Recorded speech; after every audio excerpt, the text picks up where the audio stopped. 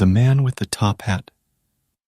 When I was 10, I used to live with my parents in my grandmother's house in the middle of nowhere, but on the Navajo reservation on Arizona.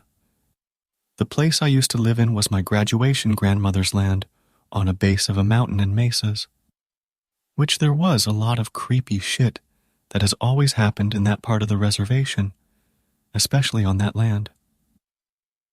One night, my parents, brother, and I were getting ready for bed because it was 10 p.m. at night.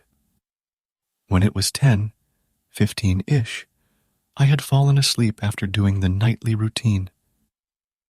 But the creatures outside had their routine of terrorizing my family on the land at night when they're in bed or getting ready for bed. It was around 2 a.m.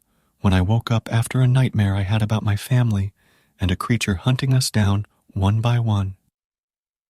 I remembered staring at the ceiling due to being half asleep, but this one event had scares the living hell out of me because I never had sleep paralysis or no movement after waking up happened to me before.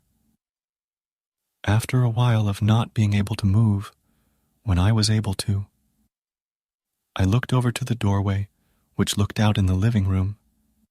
What I saw is something that I would never be able to explain due to never seeing it before.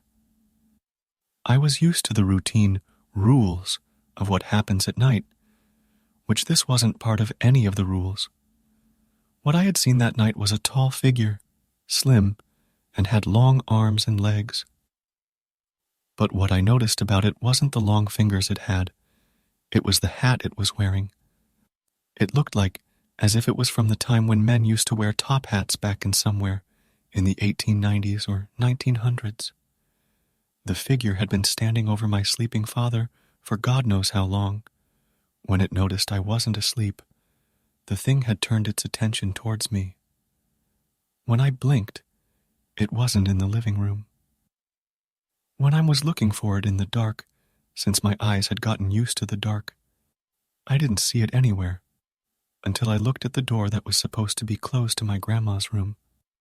When I saw the man there, I quickly covered myself with my monster high blanket that I had and had my whole body from head to toe wrapped in the blanket due to fear of what it would do.